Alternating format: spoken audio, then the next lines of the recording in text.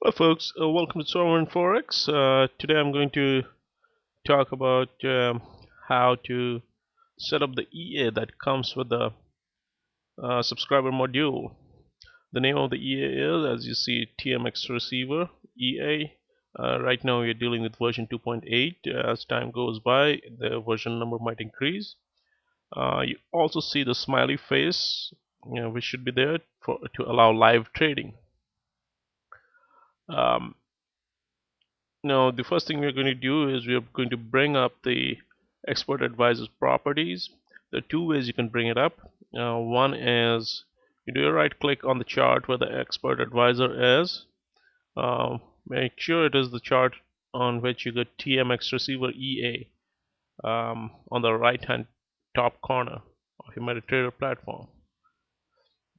Also, make sure that your the black box console application TMX receiver is on. Now we can bring up the properties of the EA by going onto expert advisors and properties, and this brings us to the properties box. Now there are two tabs, one is called common and the other is inputs. Common is the one where we allow live trading and everything, but right now we're interested in inputs.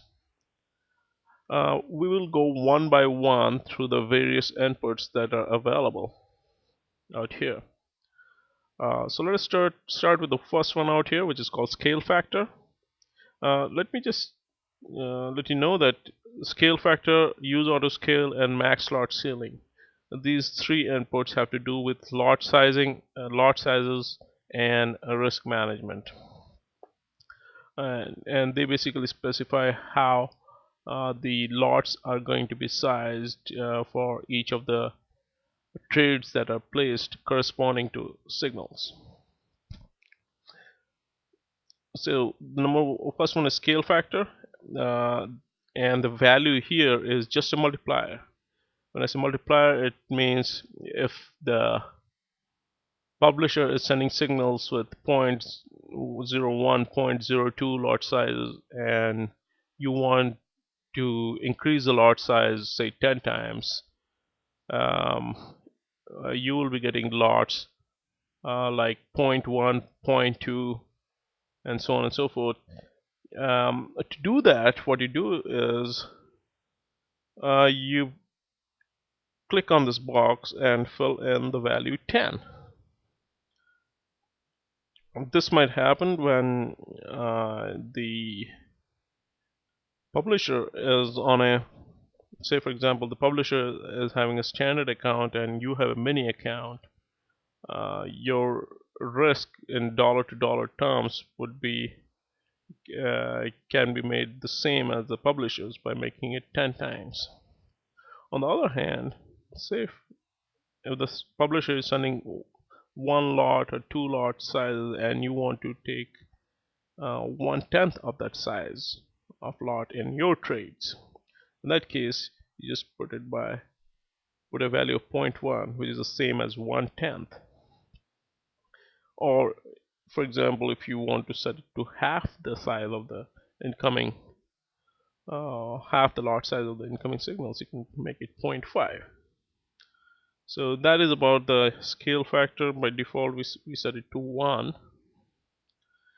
and we move on to the next input, which is called use auto scale. By default it is true. When it is true, it means that um, your you your risk as a percentage of your account equity is the same as the publisher's uh, risk as a percentage of their account size. So on a percentage basis, if you set it true, your risk is the same as the publisher. Say, supposing if the publisher has a $1,000 account and they're taking one lot size trade, and you have got a $3,000 account, then the trades that will be placed for you will automatically be multiplied by 3. So And similarly, if you've got a smaller lot account than the publisher, your lot size will be accordingly scaled down automatically. That is what use scale factor is for. When do you use it? You use it when you know the publisher's account size and what kind of risk they are taking. If you don't know, um, on top of that, if you know what kind of risk they're taking but you're not comfortable with that, you probably want to take only half that amount of risk, you would set use auto scale to true and set scale factor to something like half, just 0.5. So you have control over the kind of risk you want if you know what kind of risk the publisher is taking. If you don't know what kind of risk they are taking, you might as well set use auto scale to false and vary the scale factor until you feel comfortable with the lot sizes that you're taking. Thirdly, you got something called max lot ceiling. That is like a fail safe. It's like a safety net. Since all the lot sizes are calculated values, it is possible that in certain cases they might become much larger than you want them to be.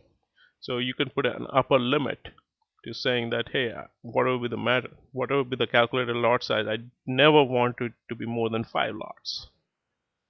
You can set it to 5 lots. So anytime the calculated lot size for your trades exceeds 5 lots, it will automatically be set to 5 and nothing more than 5. If they're calculated to be less than 5, then the real value is used for putting on the trades. Since it is a safety net, you don't want it to be hit too often, and for that reason we keep it at a larger distance. Alright folks, I'll address the remaining inputs in the next video. Until then, goodbye.